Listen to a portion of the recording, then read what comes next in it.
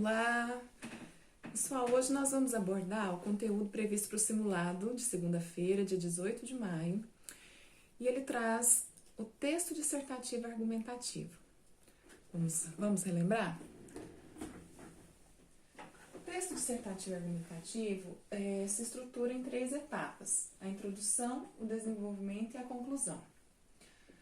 Dissertar é opinar, expor ideias, opiniões sobre determinado tema. O tema aparece logo aqui na introdução e ele traz o assunto que será abordado durante todo o texto. Também na introdução aparece o problema, que trata-se de uma questão social, geralmente da atualidade, que precisa ser discutida, refletida e proposta uma solução, uma intervenção. E a tese? A tese é a parte principal do seu texto. Ela é aquela ideia que sintetiza o texto e traz informações relevantes, certo? A tese também é chamada de base, porque a partir dela toda a estrutura do texto será elaborada. E a palavra texto significa tecido. Então, se o texto é um tecido, a tese funciona como uma linha que vai costurando todo o texto. Então, ela vai desde o início até o final, que seria o acabamento, fazendo toda essa estruturação. Da tese para o desenvolvimento, para os argumentos, que é a segunda etapa, pessoal, existe o tópico frasal. O tópico frasal é aquela frase ou oração que introduz o argumento e ele serve para deixar o seu parágrafo mais organizado e também mais atrativo para o leitor, tendo em vista que, nesse tópico frasal, alguns elementos bem relevantes são abordados, certo? Então, ele sintetiza o que vai ser abordado no argumento. Aqui temos argumento 1 e argumento 2.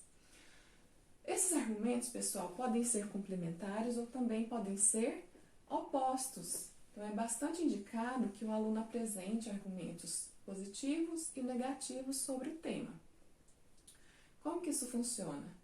Quando eu coloco um argumento positivo e um negativo, eu estou colocando elementos que vão de encontro. Então, ao contrário de elementos semelhantes. Os semelhantes vão ao encontro um do outro, tornando ali tudo harmonioso, né? São ideias que se juntam. Quando são argumentos opostos, essas ideias elas vão se contrapor, ou seja, elas entram em choque, pois ultrapassa, né, a ideia um do outro.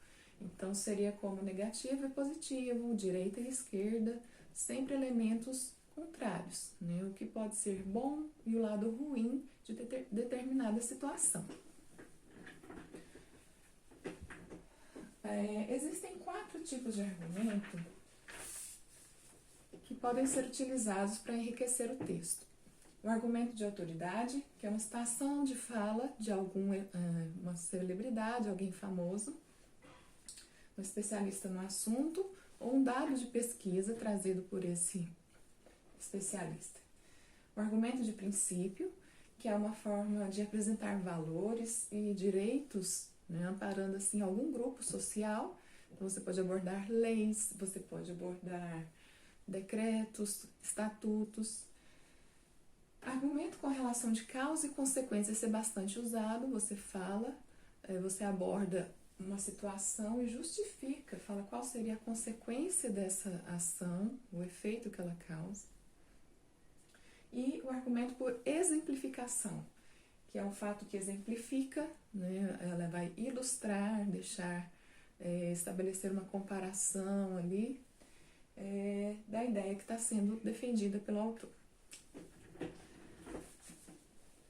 No final, trazemos aqui a conclusão, né? A terceira etapa, que é a retomada do tema, trazendo também uma proposta de intervenção, que eu sempre falo para vocês deixarem no texto, propor uma solução, um caminho, e a reafirmação da tese. Lembra do que eu falei? A linha que vai costurando chegou ao final, o acabamento, certo?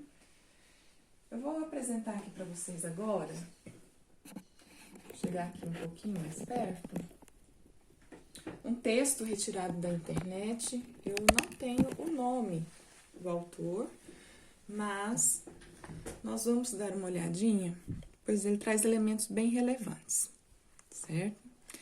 Então, olha só, o conteúdo é texto dissertativo argumentativo e o tema é o coronavírus. Então, na introdução, o autor já começa da seguinte forma. Uma das mais impactantes frases do livro A Peste, de Albert Camus, produzida no texto da Segunda Guerra Mundial, é: a estupidez insiste sempre.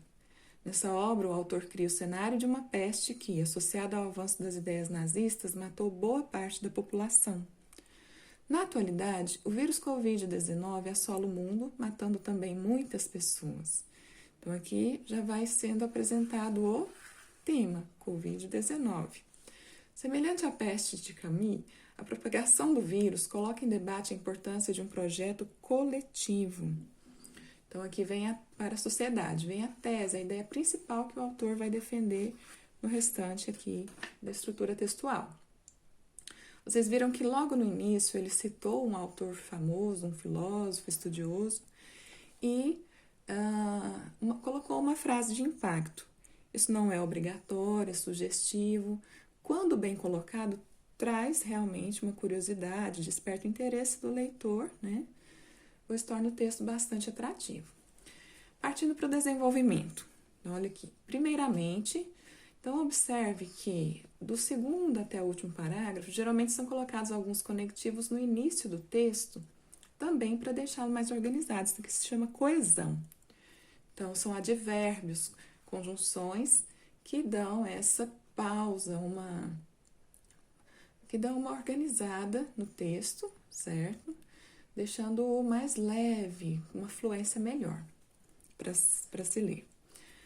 Primeiramente, destaca-se que a contenção do vírus só é possível se todas as pessoas e nações assumirem compromisso com a coletividade. Então, aqui nós temos o tópico frasal, é uma frase de efeito, uma introdução que sintetiza a ideia do parágrafo. Nesse sentido, tal esforço se mostra como um grande desafio, uma vez que a sociedade líquida é marcada por relações individualistas e fragmentadas. Como ressalta Bauman, então ele traz aqui outro teórico em sua sociologia. Isso pode ser observado no descumprimento da principal medida de profilaxia, o distanciamento social. Parte da população e até a liderança máxima do país não estão evitando aglomerações. Então, aqui vem a fundamentação a partir de um argumento de autoridade. Por que autoridade? Porque citou aqui um representante, uma pessoa que simboliza algo relacionado ao tema. Então, a segunda parte aqui, o segundo argumento. Em segunda análise, será necessário elaborar novas regras de convívio social. Novamente, é um tópico frasal, uma oração muito importante que sintetiza a ideia do parágrafo. Na perspectiva sociológica de Emily Durkheim, podemos considerar que o avanço do coronavírus é uma anomia. O que é essa anomia, pessoal? Algo que foge ao controle das leis, algo anárquico que cria uma confusão e desestrutura, olha só, porquanto contribui para a desintegração social e os mais diversos conflitos, crise econômica, desemprego, inflação, instinto de conservação da vida. Contudo, se o processo de combate ao vírus é coletivo, aqui novamente a palavra coletivo que foi apontada no início, a sociedade precisa estabelecer atitude de solidariedade por se tratar de uma doença que afeta a todos, independentemente de classe social. Já vimos isso na nossa produção de texto que vocês me enviaram via e-mail. Então, aqui fundamentação a partir do argumento de autoridade, porque usou um estudioso, né, Emily Durkheim, para apresentar ideias. Final. Portanto, é um conectivo para que essa realidade não imite a ficção, retomada da tese. Né? Que ficção? O livro que foi apresentado lá no início. É necessário que os indivíduos exerçam a empatia como forma de fortalecer laços de solidariedade. Ademais, o Estado necessita ser o exemplo, procurando conscientizar a população sobre medidas de prevenção para que os impactos possam ser minimizados e as vidas preservadas. Então, fechamento aqui com proposta de solução, retomada do tema, reafirmação da tese. Foi um texto bastante pertinente, ok? Então, era isso, pessoal. Espero que tenham entendido e estudem para a nossa prova. Bye, bye.